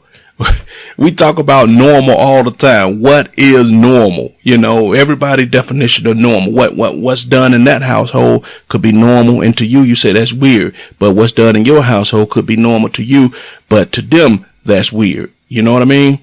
So what does it all mean? So I don't know. You just gotta forgive. And I'm not ever saying forget, because sometimes you do have to be careful. You do have to be leery of, sometimes you have letting the fox into the hen house. I get that. But sometimes you got to do your due diligence right from the jump to try to see if you could determine if that's a fox from the get-go. Because a lot of time we are giving people keys to the kingdom way too soon. And I see it all over the place. You know, 2-3 weeks, people moving in, 2-3 weeks, people driving each other cars. We're giving people access to the kingdom way too soon. So just to prevent yourself from having these issues and these heartaches, just take a little time, do your due diligence. And I know you figure that depending on what city you living in, that there's 9 women to every man, and if you feel you don't snatch him up, someone else might. So what? So fucking what? Let someone else snatch up that problem. If you see that that's a problem, or you potentially see that it could be wrong, let the next woman have that man. Let the next man have that woman. You understand what I'm saying? Sometimes just because something seems like a catch on the surface doesn't necessarily means it's a catch. Take a little time, and if we take a little time, a lot of this stuff could truly be cut out. All right, guys, we're going to leave that right there. I just want to say that if you decide that you're going to be with a person and you're going to forgive them, you got to let a person change. Give everybody room to grow, guys. Coming up in the next segment, like I said, we're going to talk about trying to have a better 2018 as opposed to your 2017. Some of us had a rough 2017 and we want to put it behind us, people.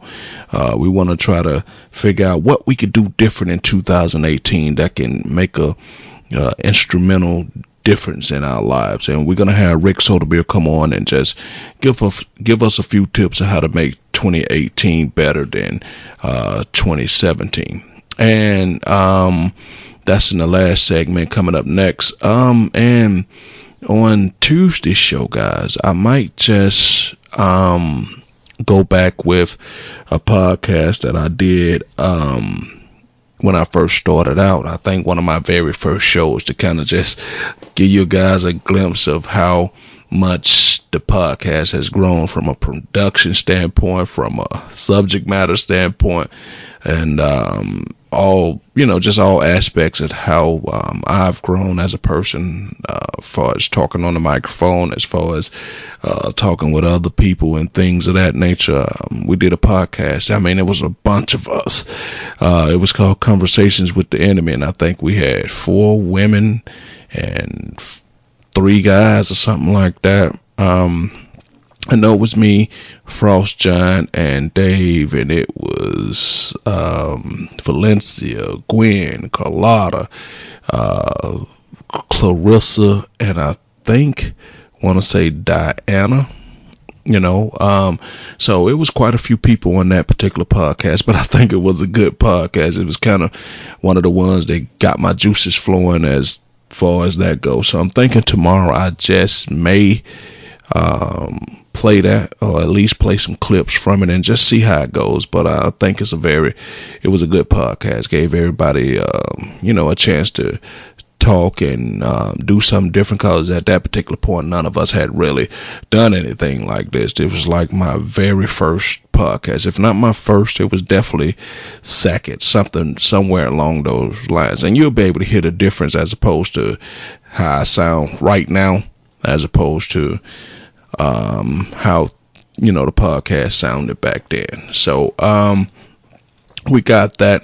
What else we might be having upcoming this week? Oh, yeah.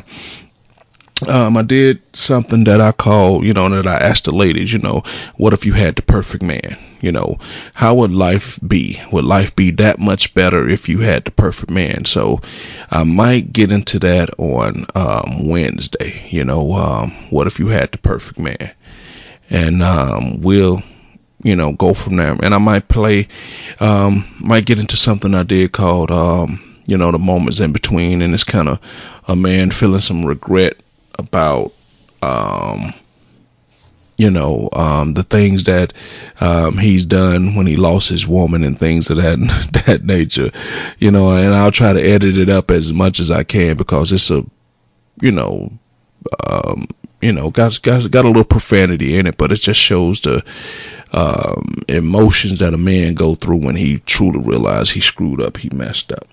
So that's coming up maybe on Wednesday. Like I say, we might, if I can get Quinette Woobadoo on, we could probably do her at some point this week. Got an action-packed filled week, a lot of things going on this week. So y'all guys keep it locked, stay tuned, and the Random Select is going to keep rolling. What else? And I might throw a few curveballs in there this week, might have a few surprise guests, things of that nature. And we're just going to keep it rolling like that. You're listening to the Random Select podcast right here on Atlanta's new underground station, Beat Break 87 FM. It's where music and talk radio lives. Catch you guys after the break. Atlanta's new underground station, Beat Break 87 FM, where music and talk radio lives. Hi, this is Clifford English, your host and producer of The Gospel Train.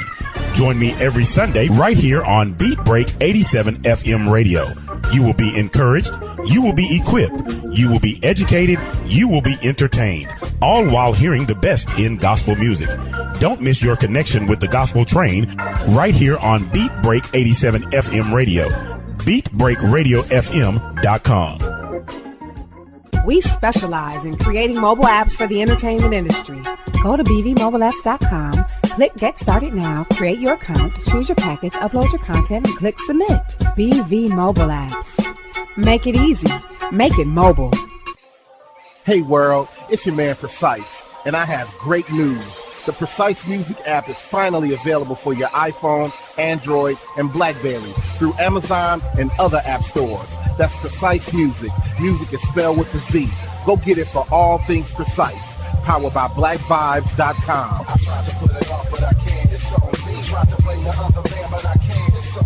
Stay in tune. That's Precise Music. Music is spelled with a Z. He has performed on stage in front of thousands of poetry lovers. He has sold out shows and rocked the crowd with the best poets in the industry. Welcome to the stage, spoken word artist Patrick Duncan, better known as the Preacher Man. I am Benjamin P. Montgomery. I invented a boat propeller. I am the former president of South Africa, Nelson Mandela!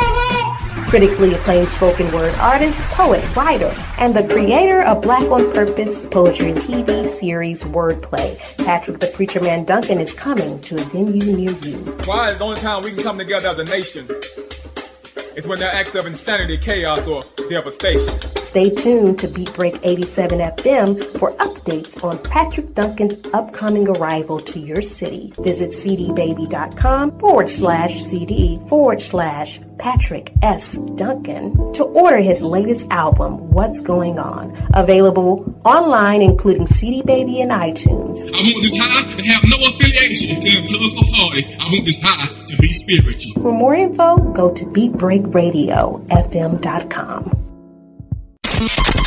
Beat Break 87 FM wants to help you get the word out on your next community event. Hey, do you have an upcoming public service announcement that you want listeners to know about? Well, email us the info to psabeatbreak87fm at gmail.com so we can help spread the word. That's psabeatbreak87fm at gmail.com. If your event flyer has the words nonprofit, community, support, charity, and just describes everything about helping our community, please share the special event right here on Atlanta's new underground station, Beat Break 87 FM, where music and talk radio lives. When it comes to hip hop, Don't stop.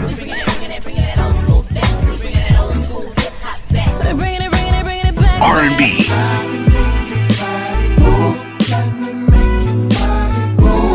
and talk radio, no one does it better than Beat Break 87 FM. This portion of Beat Break Radio is only suitable for mature audiences and not suitable for young audiences. Listener discretion is advised.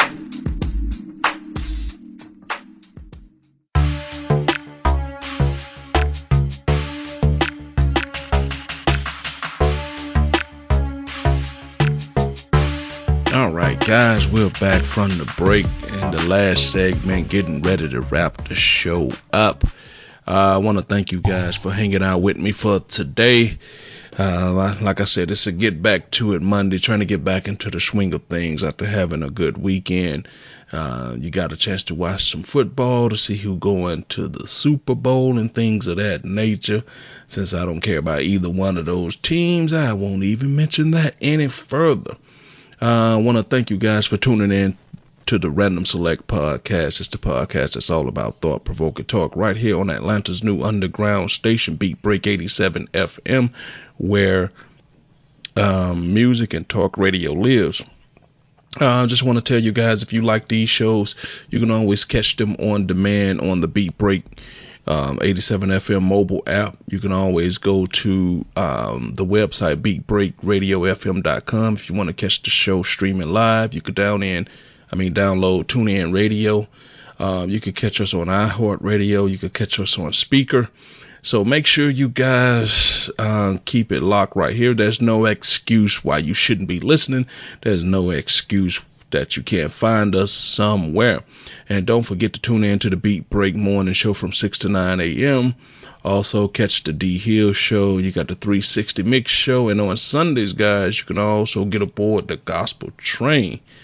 With all that being said, we're going to get into today's, the segment, last segment before I get up out of here.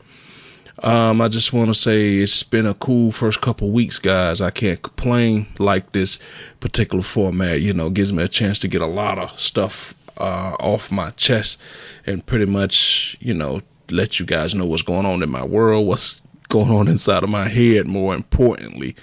Last Friday we had Decatur May Dave and the Frost Giant Will on the show. Those are my partners in crime, so you'll definitely be seeing them, hearing them a lot, on future shows. So also you got to keep in mind that it's the Random Select, and the way the format works is, guys, that at any given moment we will talk about any given thing. I spend most of my time talking about love and relationships and dating and things of that nature. That's my lane. You'll find that I talk about that stuff a lot, but I talk about politics, I talk about life in general, and all sorts of things like that. And to close out the show today, we're going to let Rick Soderberg, which is a good friend of mine. He's a relationship coach, expert, dating coach, things of that nature. He's based out of Kansas City, Missouri, and we're going to let him close out the show and just kind of tell you some things you could do to have a better 2018. And for a lot of us, a better 2018 is definitely what we need compared to 2017. Even though 2017 was a good year for me, you're always trying to improve and make things better. So yeah, we're going to let him close out the show. I heard Decatur May Dave say to me a couple weeks ago that when it comes to women, they get a pass when it comes to certain things, and I was like, what do you mean by that? They get a pass. he was like, women can get away with doing certain things that men couldn't get away with. And I'm like, what can't we get away with? Because right now, for a long time, since I've been on this earth, we've been getting away with mass murder when it comes to, treating women a certain way and doing, just wrong by women.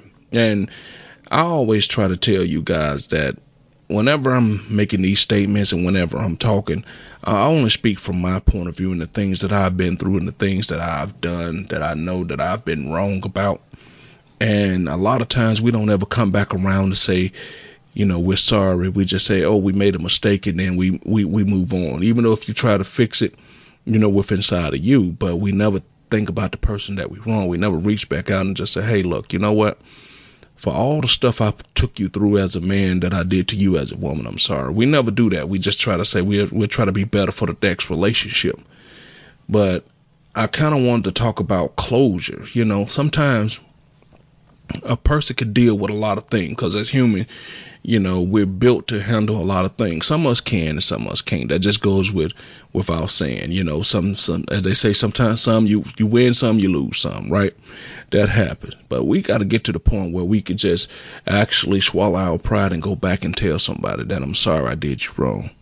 I'm sorry that I was the person that facilitated your pain, facilitated your hurt. And that's a hard pill for a lot of us to swallow because we just figure as long as we make the changes internally going forward, we will be okay. But sometimes the person that you hurt is the person that really needs to hear that you're sorry, to kind of help them bring closure to whatever they was going through, whatever you put them through. Because I'm just talking from my point of view and my point of view only. When I was younger, I just saw infidelity and cheating and things like that. It's just something that men did, that's just a man being a man, and society has kind of let us get away with that. And I'd be the last person to say that, I'm not a perfect person by any stretch of the imagination, but I'm working each and every day to try to be a little bit better than I was yesterday, and that's all that anybody can ask of anybody. I don't put too much pressure on myself because if you run around trying to fix every wrong that you've done, you will never get to the point where you start to try to enact that rightness that you're trying to get to because you spend a lot of time walking back in the past. And some people that you'll go back and say sorry to, not going to forgive you no matter what. So if you're looking for people to forgive you or looking for somebody to accept the fact that you're acknowledging that you did them wrong, sometimes you'll be waiting forever and it may never come. But you got to just know in your hearts of hearts, you tried to change, make a change from within. Because I can remember when I was younger,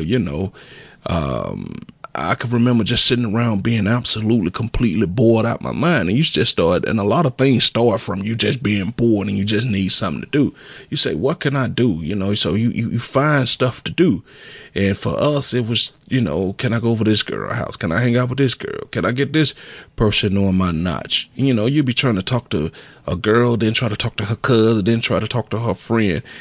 And we really think that's not going to come back on us. We really think that we're not going to have any issues with things like that, but people just dismiss it as young and dumb. But unfortunately, as you get older, some of us still stay dumb, so what's the phrase for it? We got young, dumb, and full of cum. We got that, right? What do you call old? Old, dumb, and stupid.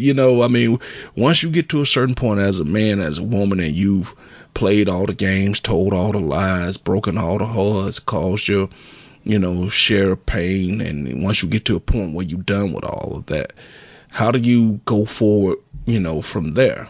Because we've all been to the club, seen that old dude that seemed like he shouldn't be in the club, still chasing around buying women drinks and trying to get the young girls. But if that's what his thing and that's his prerogative, then I'm not knocking that. I'm not trying to force the way I want to be on anybody. You know what I mean?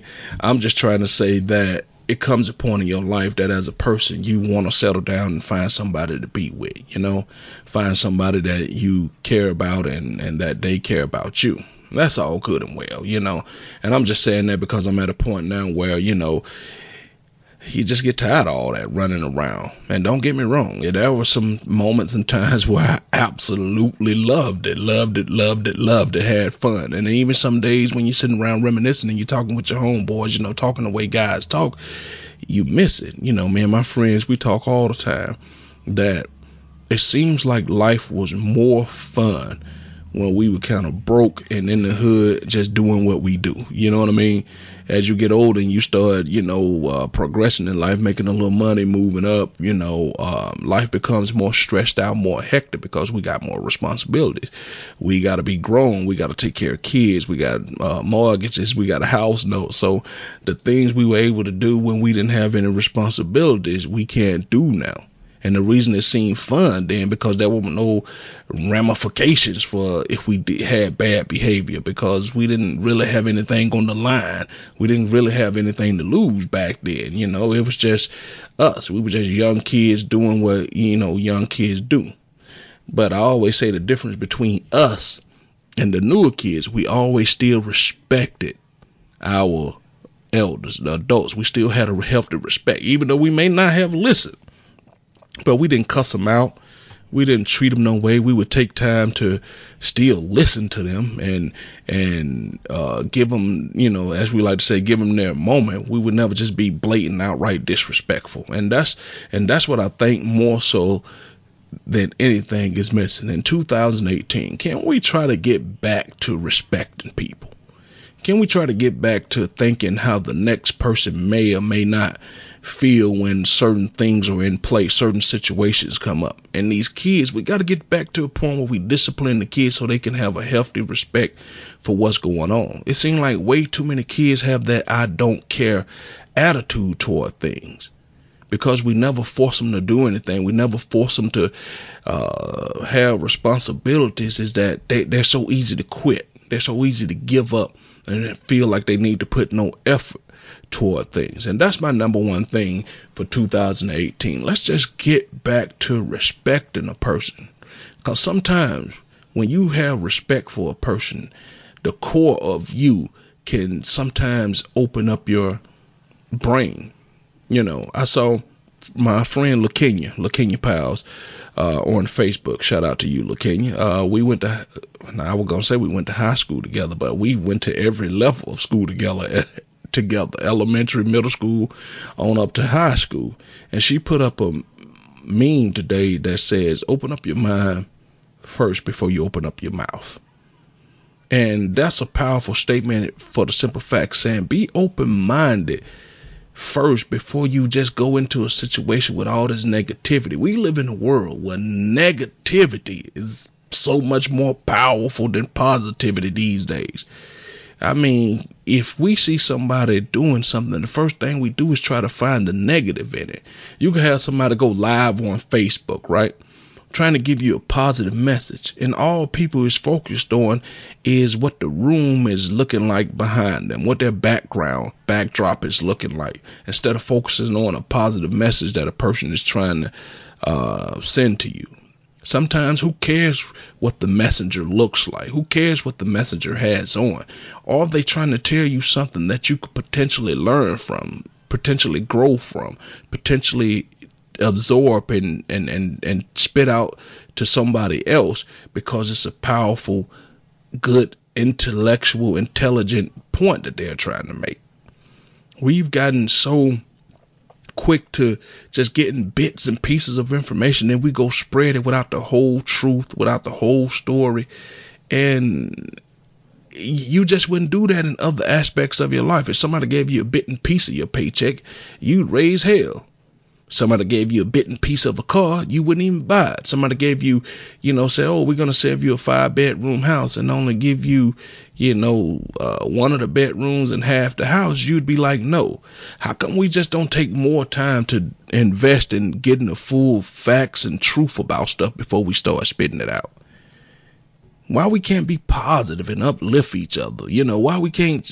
I just figure if you don't have anything good to say, I just don't understand why would you waste your time, posting what you hate.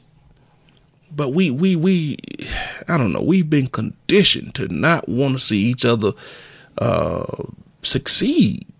we go out our way to tear each other down. And why is that? You know, I couldn't understand that until I got older and say, you know, listening to a lot of my family members and a lot of my friends talk how negative people are. You know, just because you can't see a person's dream don't mean you're supposed to shatter it. Don't mean you're supposed to wreck it. It's not meant for you to see. It's their dream. Now flip that around. What if you had a dream and then every time you told somebody about your dream, all they had was negative stuff to say? At some point, it will become, you feel like, you know what, I'm going to stop hanging around this person here. And that's the thing you got to do. You got to learn. If somebody's way too negative and every time they come around, they just take your energy down. They just take your aura and do something really bad to it and transfer that negative energy into you. You need to really take a hard look in the mirror and say, does this person need to be a part of your life? Or if you don't feel like you want to get them out your life, you might need to feed them with a long handle spoon. Because some people you got to keep away from around you because their negative energy will wreck your whole day. You ever had somebody come in to a room, you come in and you say good morning to them, you feeling good, you know, and then they're like, what's so good about it? Then they just start complaining about this and that, and then by the time they leave you, whatever good mojo you had going on, whatever good chi, energy, and aura you had, all of a sudden they done transferred that dumbness into you. And don't be fooled that negativity can't overrule positivity, because we're seeing it right now in the world as we speak. Positive energy is a very powerful energy, but I'm telling you, negative energy has the ability to overcome positivity, because all it takes is one negative seed to be planted and it could just be like weeds and ruin a whole yard of positivity. So like I said, in this segment that we gonna close out the show, I got Rick and he's gonna tell you some things that's gonna tell you how to have a better 2018. And sometimes when you're trying to do something better, it just merely calls for you to move in different circles, make different moves. You know, so we got everybody around the country running around singing Cardi B, you know, saying, you know, she don't dance no more, she make money moves. You know, what moves are you making? You understand what I'm saying? So he's going to tell you some things, and a lot of those things I agree with, but ultimately and inherently, it all starts with you guys. You got to just say, you know what? I'm tired of being in this abusive relationship. I'm tired of working in this dead-end job. I'm tired of coming to work feeling like I hate being here. One of the worst things in the world to do is hate your job. But we still go do it day after day after day. I never seen so many people be committed to something they hate. If you hate your job, you need to positively start trying to transition yourself into doing something else. Why work 10, 15, 20, 30 years on a job you absolutely hate, and then you got to take all that stuff you can't say and do at work and bring it home to your significant other, and they got to listen to you complain and moan about this job every day, but you don't do anything to transition yourself to something else. I'm not saying go in tomorrow and just quit your job. No, definitely not saying that. But what I am saying is that do your due diligence, do your research, and start trying to transition yourself into something that you may love. It's a good feeling to be able to go out every morning and do something that you love. Like me doing these podcasts, I absolutely, positively love being able to do this. You know, I love it. But sometimes you have to ask yourself the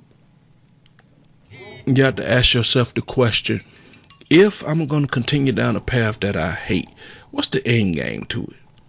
You know, and I know we all have bills to pay, and sometimes we take jobs depending on the money. And I get that. I'm not saying go live up under a bridge or anything like that.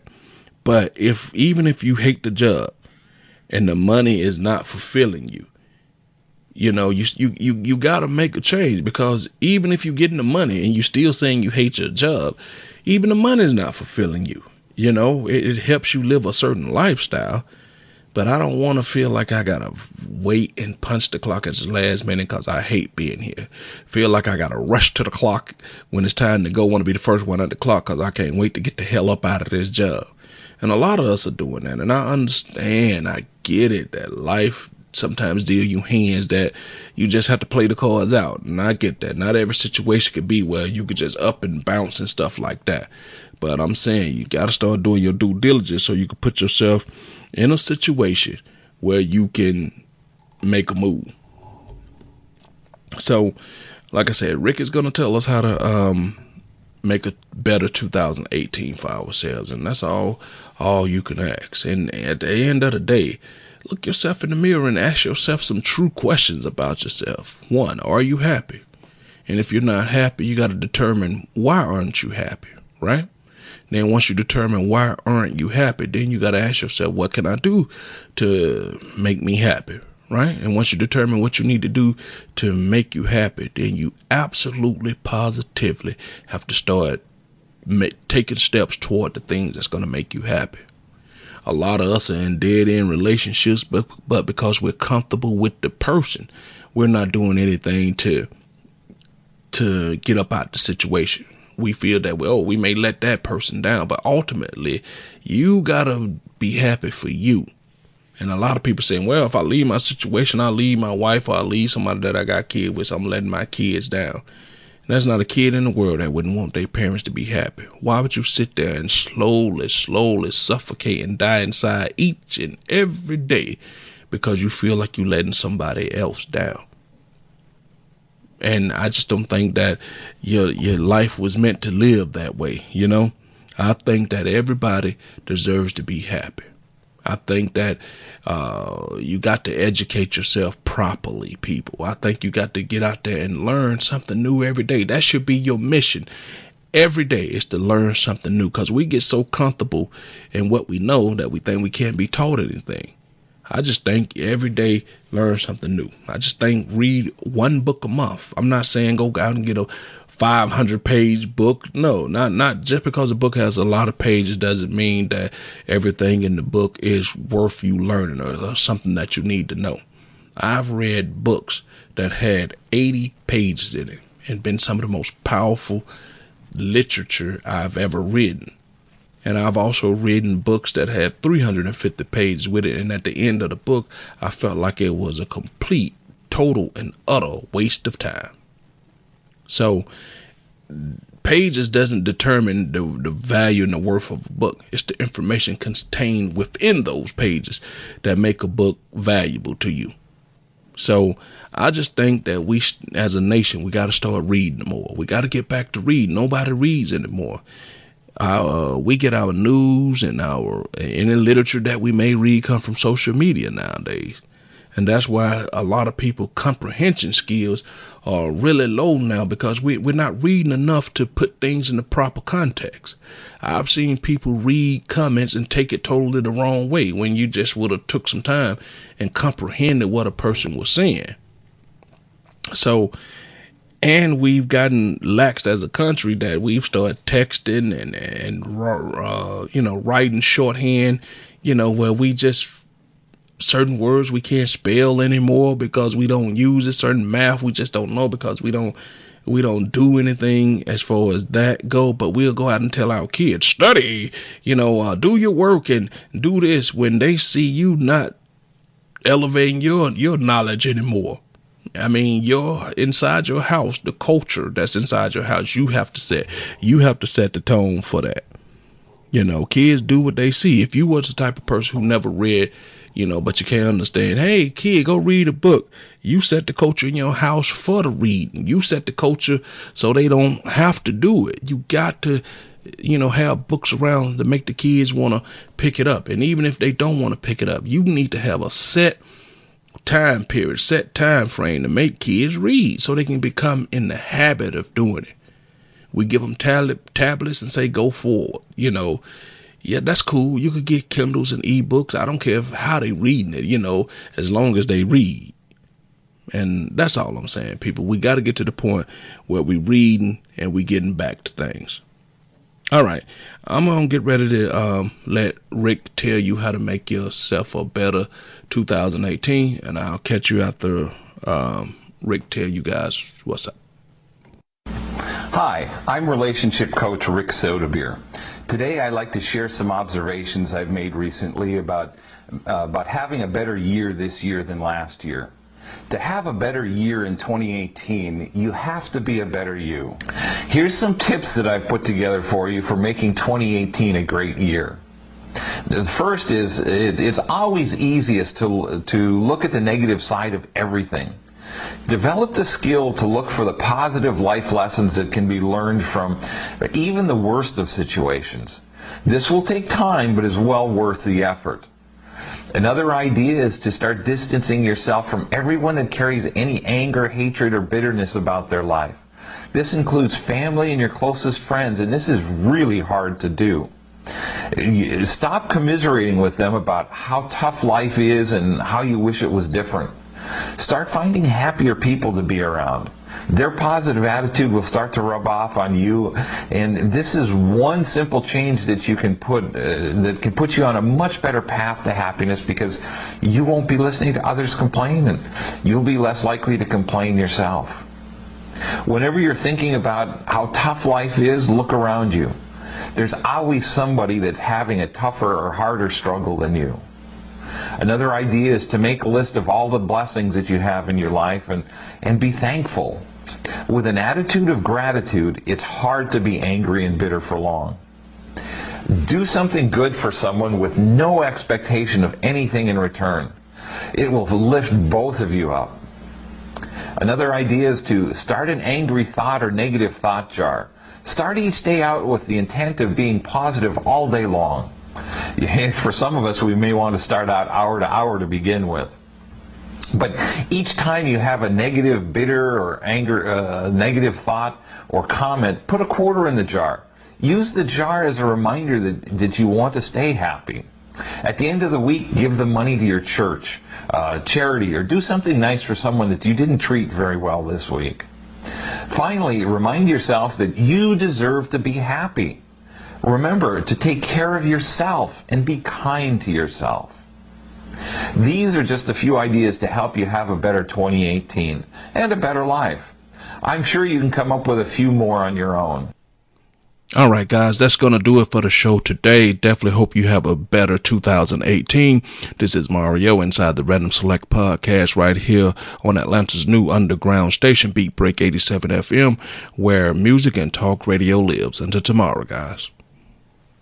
This is Atlanta's new underground station. How you doing? This is Wood Harris. Hi, this is Jasmine Guy. What's going on in Atlanta? This is Clifton Powell. Hey guys, it's Niecy Nash from TV Land's The Soul Man. This is Cat Williams. Check us out. This is your boy RL from NEXT. Hey everybody, it's your girl Lunel. What's up, ATL? It's your girl, Ken of Atlantic Records. Hi, I'm Taraji P. Henson. WBS 87 Atlanta, WAEN FM Atlanta, WBHH, and on iHeartRadio, the home of the Beat Break Morning Show with Sean Garvey, DJ Rollum, and the Wake Up Ladies. Beat Break 87 FM, where music and talk radio lives. Streaming online at BeatBreakRadioFM.com. Download the TuneIn app to hear Beat Break 87 FM on your mobile device and listen to the Beat Break Morning Show. Weekday mornings only on Beat Break 87 FM, where music and talk radio lives. What's up, ATL? Make sure that you check out the D Here Radio Show on Beat Break 87 and BeatBreakRadioFM.com. Hey world, it's your man Precise, and I have great news. The Precise Music app is finally available for your iPhone, Android, and BlackBerry through Amazon and other app stores. That's Precise Music. Music is spelled with a Z. Go get it for all things Precise. Powered by BlackVibes.com. I tried to put it off, but I can't. It's on me. Tried to blame the other man, but I can't. It's on me. Stay in tune. That's Precise Music. Music is spelled with a Z. We specialize in creating mobile apps for the entertainment industry.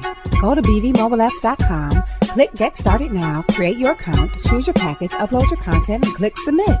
BV Mobile Apps. Make it easy. Make it mobile. Listen to Beat Break 87 FM on the go. Download the Beat Break 87 FM app from the app marketplace, including Amazon, Google Play, and the App Store. View photos, videos, and Beat Break 87 shows on your mobile device. Download the Beat Break 87 FM app now for free. He has performed on stage in front of thousands of poetry lovers. He has sold out shows and rocked the crowd with the best poets in the industry. Welcome to the stage, spoken word artist Patrick Duncan, better known as the Preacher Man. I am Benjamin P. Montgomery. I invented a boat propeller. I am the former president of South Africa, Nelson Mandela! Critically acclaimed spoken word artist, poet, writer, and the creator of Black on Purpose poetry TV series Wordplay. Patrick the Preacher Man Duncan is coming to a venue near you. Why is the only time we can come together as a nation is when there are acts of insanity, chaos, or devastation. Stay tuned to Beat Break 87 FM for updates on Patrick Duncan's upcoming arrival to your city. Visit cdbaby.com/CD/Patrick S. Duncan to order his latest album, What's Going On. Available online, including CD Baby and iTunes. I want this high to have no affiliation to a political party. I want this high to be spiritual. For more info, go to BeatBreakRadioFM.com. Wake up weekday mornings to the Beat Break Morning Show and nod your head in bed to the 360 Mix Show. Weeknights on Atlanta's new underground station, Beat Break 87 FM, where music and talk radio lives.